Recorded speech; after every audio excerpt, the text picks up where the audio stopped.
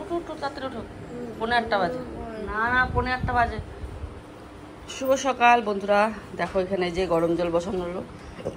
আজকে আবার আজকে থেকে আয়ুষের ওরাল এক্সাম। চলো ওঠো তাড়াতাড়ি তাড়াতাড়ি।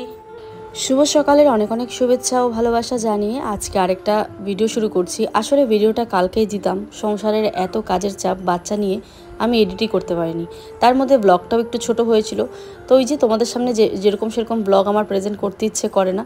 কারণ কি একটা ব্লগ হবে সুন্দর, সারাদিন পর কাজের শেষে মানুষ বসবে আমার ব্লগ দেখতে।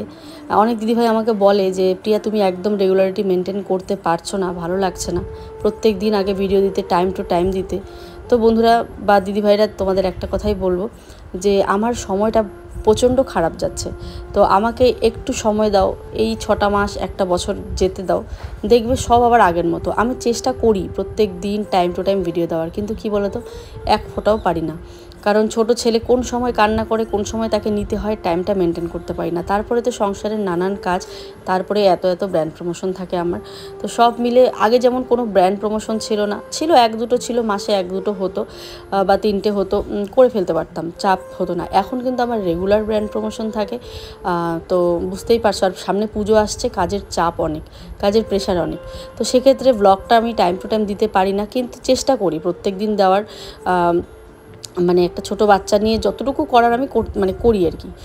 কিছু কিছু সময় এমন হয় যে সময় কুলায় না, মনে হয় দিনে 24 ঘন্টার জায়গায় যদি 48 ঘন্টা থাকতো তাহলে হয়তো আমার ভালো হতো। সেটা তো আর হওয়ার নয়। তো এইদিকে দেখো ছেলের জন্য মার ভাত সাথে ডিমের পোস্ট, ভাইও স্কুলে যাবে, ও খেয়ে নিচ্ছে। আয়ুষের পাপাকে দিয়ে দিলাম ব্রেড বাটার, আয়ুষ নিল টিফিনে ব্রেড বাটার। তো এগুলোই ছিল এই বাড়িতে, যা যা ছিল তাই দিয়ে দিলাম। চুমু দিলা না, আরেকটা চুমু দাও, আরেকটা চুমু দাও তাড়াতাড়ি, সময় নাই। হেলমেটটা গাড়ির দিকটির মধ্যে। চলো চলো, হচ্ছে বাবা দেরি হয়েছে, চলো বাবা চলো।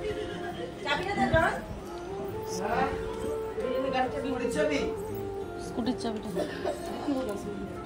হেলমেট ডিগ্গিতে বলে, হেলমেট ডিগ্গিতে। স্কুটি নিয়ে যাবে?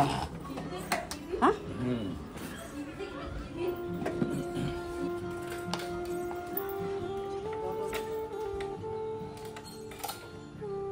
ন্যাশনাল অ্যান্থেম কিন্তু জনগণ মনে রাখবা, হ্যাঁ বাবা। মামা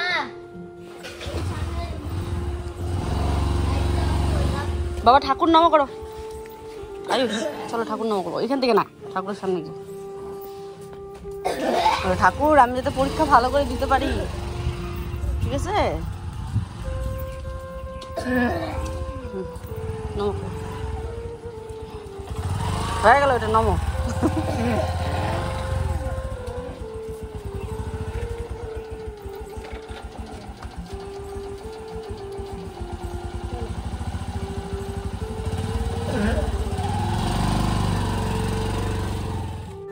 খুলে দিব আমার খুশি বাবা। এখন ঘুমাবেও। এই যে কালো সুতো মা এনেছে, হাতে পায়ে পরিয়ে দেবো। হাড্ডি বা টিম এখন না হাতের মধ্যে জোর হয়েছে, ধরে চলে আসলো আয়ুষের বাবা। ধরো তুমি, ধরো ধরো তো, ধরো তো। ওহো হ্যাঁ, দেখো মা এনেছে চাপিলা মাছ। বললাম মাছটা আনতে হবে না, তারপরেও। আর এটা কি মাছ? রুই মাছ। তুমি তো এটা খাবা, এটা খাবা না। চাপিলা মাছটা খাবা, কিন্তু রুই মাছ খাবা না। তো আর বাজার এখানে এনেছে আলু আর হচ্ছে তোমার লঙ্কা, পেঁয়াজ, টমেটো। আজ আমাদের এখানে এসছে দুয়ারে সরকার। তো আয়ুষের বাবা চলে গেছে অলরেডি, কারণ ওর ডিউটি আছে ওখানে। কি কি হয় না দুয়ারে সরকার বসলে, বোঝোই তো, অনেক রকম ফর্ম ফিল আপ হয়। তো সেই জন্য আজকে ওর ওখানে কাজ আছে, তো ওখানে চলে গেছে সকালবেলা আয়ুষকে দিয়ে। তো আমাকেও যেতে হবে আজকে, আমিও আজকে লক্ষ্মীর ভাণ্ডার করব। দেখা যাক হয় কি না হয়, ওটার জন্যই কালকে অ্যাকাউন্ট খুলতে গেছিলাম। 25 বছর তো সে কবে পার হয়ে গেছে, করি না, ইচ্ছা করি, সময় পাই না করার। এই আমার মার জোর জবরদস্তিতে করা, বলে কর কর কর, তারপরে সময় বের করে এই যে করছি, না হলে কিন্তু এক ফোঁটাও সময় হয় না। সেই 25 বছর কিন্তু কবে হয়ে গেছে। তো আজকে যাব ফাইনালি, দেখি কতদূর কি হয়। আর এই তো পুজো চলে এসছে, প্রমোশনের চাপ বেড়ে যাবে, কাজের চাপ বেড়ে যাবে, সমস্ত কিছু বেড়ে যাবে। লাইভ করতে পারছি না, যে লাইভটা কবে শুরু করি দেখি, ওকে বলি, ও সময় পায় না, সব মিলিয়ে হচ্ছেই না আর কি। বাচ্চা কাচ্চা থাকে, ছোট বাচ্চা, ছোট বাচ্চার অজুহাত তো দেই না, কাজ করলে ছোট বাচ্চার অজুহাতও আমি দেই না, করতে পারবো কিন্তু সময়টাই আসলে পাই না। তো দেখো কি সুন্দর কাঁকরোল হয়েছে। আমার মা তো কাঁকরোল ঠাকরোল খায় না, সিদ্ধ কিন্তু দারুণ লাগে কাঁকরোল সিদ্ধ। ভাত কি এখন বসাইলা মা? তাহলে কাঁকরোল একটু সিদ্ধ দিই। বাবা খুদে বললা না কি বললা বলে এগুলাকে জানো। এই দেখো কি সুন্দর গাছের, এরকম গাছের টাটকার একটা সবজি, মানে আমার যে কি ভালো লাগে তোমাদের বলে বোঝাতে পারবো না। তোমাদেরও হয়তো ভালো লাগে, কিন্তু যার থাকে তার ভালো লাগে না। তো এটা ন্যাচারাল জিনিস। যেমন আমাদের বাড়িতে আগে লটকা গাছ ছিল, লিচু গাছ ছিল, জামুরা গাছ ছিল, তখন ভাল লাগতো না। পেয়ারা গাছ ছিল, কিন্তু এখন আবার সেগুলো ভালো লাগে। যার বাড়িতে যেটা থাকে তার কিন্তু সেটা একদমই ভালো লাগে না, তাই না? তো এগুলো ছোট ছোট, এগুলো আর নিলাম না। এই দেখো একদম কাঁকরোলগুলো ছোট ছোট ছোট ছোট। আর চাল কুমড়ো গাছ তো পুরো ছড়িয়ে, দেখো কি কত বড় বড় চাল কুমড়ো হয়ে হয়ে ঝুলে ঝুলে আছে ওইদিকে, অনেক হয়েছে অনেক। ঠিক আছে, কিন্তু এখন আর এগুলো কেউ খায় না। কত খাবে চাল কুমড়ো, খেতে খেতে মানুষ একদম মিশে হয়ে গেছে। আর এই দেখো লক্ষ্মী জবাটা কি সুন্দর হয়েছে, একদম জঙ্গলের ভেতরে। এটার ডাল কাটতে হবে, সব কিছুরই ডাল আছে, এটার ডাল নেই। ওইদিকে কাঁকরোলগুলো ইয়ে হয়ে যাচ্ছে। এই কাঁকরোল সিদ্ধ দিই, ভালো লাগে খেতে। এই দেখো পুকুরের জল কত দূর চলে এসছে, এই দেখো পুকুরের জল, আচ্ছা। আর এই যে এখানে এটা একটা পেকে গেছে, এই যে এখানে দুটো হয়েছে, এই যে এটা পেকে গেছে, ওই দেখো পেকে গেছে ভিতরে। কত যে আরো এগুলো হয়েছে কাঁকরোল ওই দিকটাতে। এটা নিয়ে নিই, সিদ্ধ এটা ভাতে দিয়ে দিও, সেদ্ধ হবে, ভালো লাগবে খেতে। এই এখানে আরেকটা আছে, এগুলো পেকে গেলে আর ভালো লাগে না। দেখো ন্যাচারাল সবজি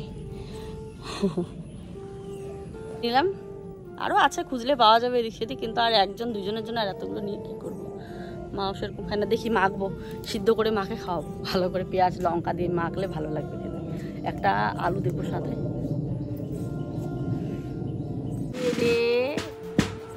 ভয় পাইছো? বিছনা আওয়াজ করছে বাবা, ভয় পাইছো নাকি? ও বাবা না না না, কে ঘুম থেকে উঠে পড়ছে? বাবা মাথার বালিশ কোলে নিয়ে নিছো?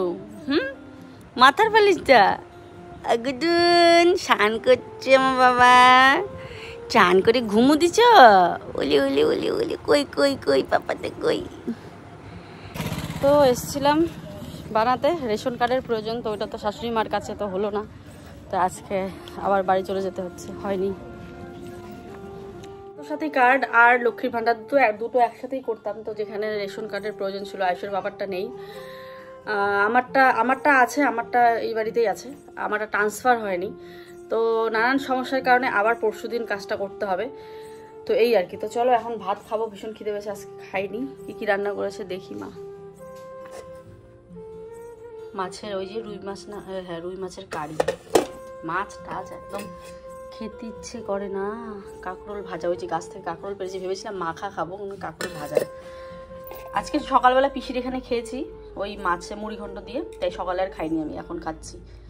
দেখো মাছের চচ্চড়ি আর ডালটা দেখালাম না। চলো আমি একটু ভাত খাবো, বেশি খাবো না। চলো নিয়ে নিলাম অল্প করে ভাত, মানে ভাতটা খেতে ইচ্ছে করছে না, মানে ডাল তো আছে, তারপরে কেন খেতে ইচ্ছে করছে না, খাওয়াটা কেমন একটা মরে গেছে। চলো খেয়ে নিই এখন। তো বন্ধুরা বাপের বাড়ির সেই ব্লগটা আর কন্টিনিউ করতে পারিনি, আজকে দুটো ব্লগ দেওয়ার চেষ্টা করব, কারণ কালকে ব্লগ দিতে পারিনি। ফার্স্ট ব্লগটা এডিট হয়ে গেছে, ঘুম থেকে উঠেই সমস্ত কাজবাজ করে এডিটে বসেছি। কি বলতো, এই যে এই সময়টা সকালটা ছেলে ঘুমায়, এই সময় যদি আমি এডিট না করি পরে আর সারাদিন আমার এডিট হয় না। আমার যে দিনগুলো কিভাবে যায় না, আমি তোমাদের মানে ভাষায় প্রকাশ করতে পারবো না যে কিভাবে যায় আমার দিন।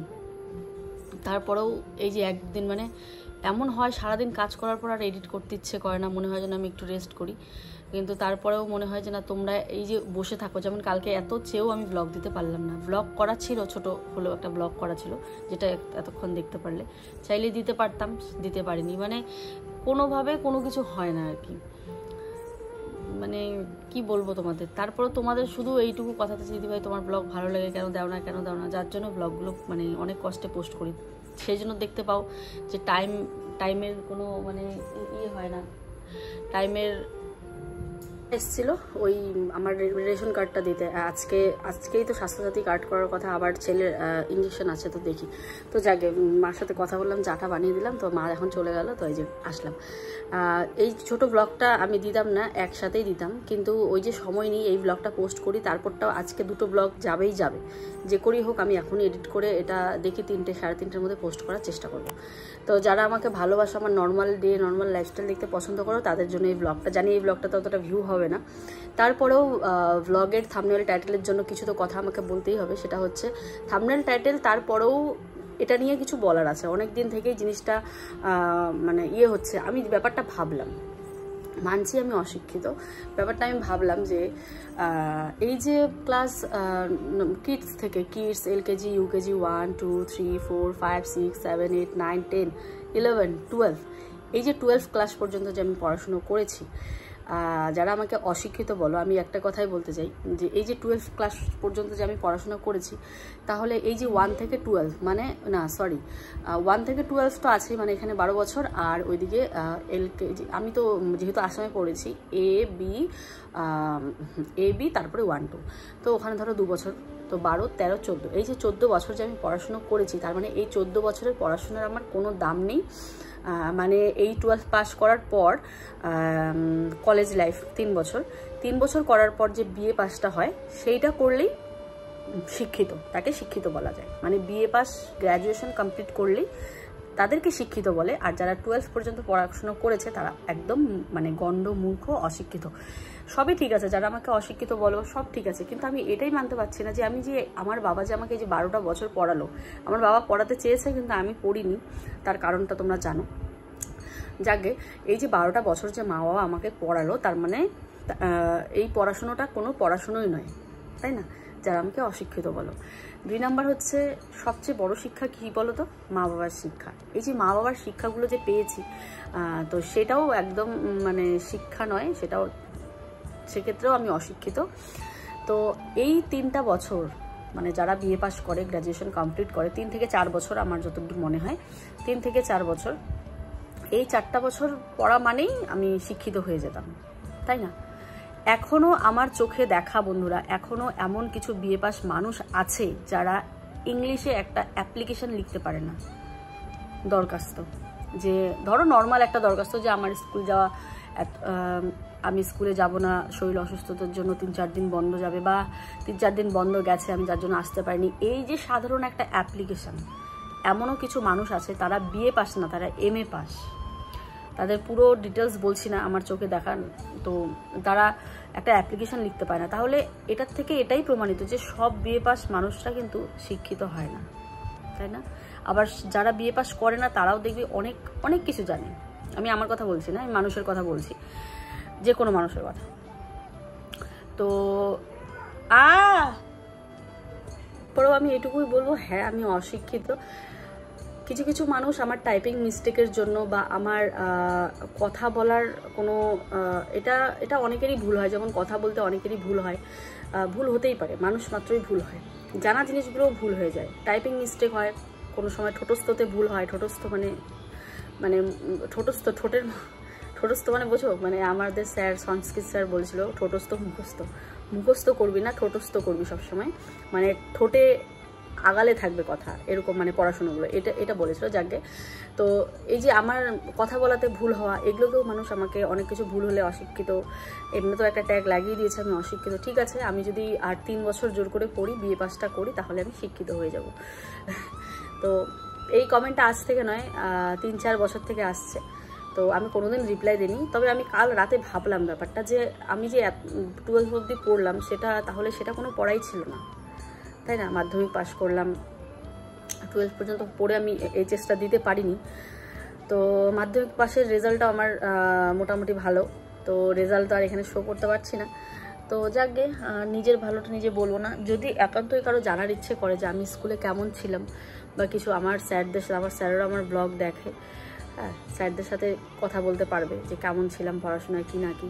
যদি একদমই গণ্ড মূর্খ থাকতাম, তাহলে এই যে ইউটিউবের এত ব্যাপারে পুরোটাই ইংরেজিতে মেল আসে, যেমন আমার ছেলেকে বাড়িতে পড়ানো পারতাম না, ঠিক আছে? তো এতটাই যদি সত্যি মানে হতাম, তাহলে হয়তো আমি ইউটিউবটাও ভালোভাবে করতে পারতাম না, তাই না? যেটুকু করেছি বা যতটুকু করেছি আমার মনে হয় এটা এনাফ নয়। শিক্ষার তো শেষ নেই, শিক্ষার বয়স নেই, শিক্ষার শেষ নেই, প্রচুর শিক্ষা অর্জন করা যায়। তবে সব শিক্ষায় যে বিএ পাস আর গ্র্যাজুয়েশন পাস করলেই হয় সেটা কিন্তু নয়, তাই না? শিক্ষার অনেক ধরন আছে। যারা অনেক শিক্ষিত আমার থেকে, তাদের তো মানে শতকোটি প্রণাম তাদেরকে। কারণ শিক্ষা এমন একটা জিনিস, সত্যি শিক্ষার উপর কিছু নেই, বিশ্বাস করো। তো আমি নিজেকে কিন্তু একদমই শিক্ষিত বলছি না, আমি বলছি যারা আমাকে একদম অশিক্ষিত বলছো, তো সেটাই বলছি যে এই যে 14 বছর আমি পড়লাম সেটারও তো দাম আছে। মাধ্যমিক পরীক্ষা দিয়েছি, এই যে 1 পাস করেছি, 2 পাস করেছি, 3 পাস করেছি, প্রত্যেকটা পরীক্ষার দাম আছে, তাই না? যাকে আমি জানি না আজকে কারা কি ভাববে। সব থেকে একটা কথাই বলবো, আমি কিন্তু কাউকে ছোট করছি না, আমি আমাকে বলা কথা আমি বললাম যে যারা আমাকে অশিক্ষিত বলো, অবশ্যই আমি অশিক্ষিত। আমি বিএ পাসটা করলে হয়তো শিক্ষিত হয়ে যেতাম। তো এইটুকুই বলবো। তারপরে তো তোমরা ভিউয়ার্সটা আমাকে আছোই, প্রচুর শিক্ষা দাও, ডেইলি দিন আমি প্রচুর কিছু শিখি, অনেক কিছু শিখি তোমাদের কাছ থেকে। তো সেগুলোও তো শিক্ষা। এই যে ভিউয়ার্সদের কাছ থেকে শিক্ষা পাচ্ছি, সেগুলো তো শিক্ষা, তাই না? মা বাবার কাছ থেকে পেয়েছি, আশেপাশে লোক যারা আছে শিক্ষিত আমার, তাদের থেকে অনেক কিছু শিখছি। তো এই সব থেকে বড় শিক্ষা হচ্ছে মা বাবার দেওয়া শিক্ষা, তাই না? ছোট্ট ব্যাপার অ্যাড করব, সেটা হচ্ছে যারা যেই 2-1 ভাবো যে শুধুমাত্র ইংরাজি বলতে পারলেই সেটাকেই শিক্ষা বলে আর কি, তো তাদেরকে একটা কথা বলবো যে এটাই যদি হতো, কি বলবো আর, এটার কিছু বলার নেই। মানে ইংরাজি বলতে পারাটাই যে শিক্ষা, সেটা মানতে পারলাম না। কারণ শিক্ষার অনেক ধাপ আছে, অনেক ইয়ে আছে। আমার মতো হয়তো অনেকে আছো আজকে, হয়তো আমার মতো মিল খুঁজে পাবে। আমি ইংরাজিটা বুঝি, বাট আমি বলার সময় কনফিডেন্ট লেভেল হারিয়ে ফেলি, ঠিক আছে? এটা আমার ক্লাসেও হতো, আমার স্যাররাও আমাকে বলেছিলেন। আমি সবটাই বুঝি, আমি বুঝি কে কি বলছে। যেমন কেউ ইংরেজিতে মেসেজ করলে, কোনো মেল আসলে আমি সবটা বুঝি, কিন্তু আমার সেখানে বলতে আমি কনফিডেন্ট পাই না। কিন্তু আমি যেটা ভাবি যে হ্যাঁ এটাই তো অ্যান্সার, এটাই ঠিক হয়, কিন্তু আমি কনফিডেন্ট লেভেলটা হারিয়ে ফেলি যে যদি একটু ভুল হয়, যদি একটু ভুল হয়। কিন্তু বলতে বলতেই তো শিখবো। যেমন এখন আয়ুষের সাথে আমাকে প্রায়ই ইংরেজিতে কথা বলতে হয়, কারণ ওদের স্কুলে কিন্তু প্যারেন্টসদের ইংলিশ ক্লাস নেয় শনি রবিবার করে। আমাদের ক্লাস হয় শনি রবিবার করে। তো আমি সেখানে যদিও বা খুব একটা জয়েন হতে পারি না, কারণ আমার প্রচুর কাজের চাপ থাকে। তারপরেও যেগুলো কোর্স বা ক্লাস করানো হয় সেগুলো আমাদের হোয়াটসঅ্যাপে পাঠিয়ে দেয়। তো আয়ুষের সাথে প্রায়শই ইংরেজিতে কথা বলতে হয়, কারণ স্কুল থেকেই বলে দিয়েছে বাড়িতে বলতে হবে, তবেই তারা শিখবে। তো এক্ষেত্রে আমি এখন একটু কনফিডেন্ট পাই আর কি বলার জন্য। আমাদের বাংলাটাও কিন্তু বাংলাটাকেও অনেকটা প্রায়োরিটি দেওয়া উচিত, কারণ আমাদের মাতৃভাষা বাংলা, তাই না? ইংরেজিটাকে এত প্রায়োরিটি দিলে হবে না। হবে, কাজের ক্ষেত্রে তো এখন ইংরেজিটাই প্রয়োজন। তারপরেও মাতৃভাষাটাও আমাদের কিন্তু অনেক কঠিন, আমরা অনেক বাংলাতেও ভুল করি। আজকাল ইংরেজিতে কথা যদি ভুল বলি অনেকে হাসাহাসি করে, ভুল বলেছে। কিন্তু ভাবো বাংলা কথাও কিন্তু আমাদের অনেক ভুল হয়, আর বাংলা কিন্তু খুবই কঠিন। তো যারা বাংলা নিয়ে পড়েছো, তো যদিও বা বাংলা নিয়ে পড়ি, আমি জিওগ্রাফি নিয়ে পড়েছিলাম, মানে 11 থেকে জিওগ্রাফিটা আমার খুব ভালো লাগতো, আমি জিওগ্রাফি নিয়ে পড়েছি। তো এটাকে কন্টিনিউ করবো ভেবেছিলাম, কিন্তু আমার ব্যাড লাক আমার সাথ দেয়নি। বাংলা ভাষা ভীষণই কঠিন, ভীষণই কঠিন। আমাদের অনেক ভুল হয়, কিন্তু তারপরেও কেউ হাসে না। কিন্তু ইংরেজিতে ভুল হলে মানুষ কেন হাসে আমি এটাই বুঝতে পারি না।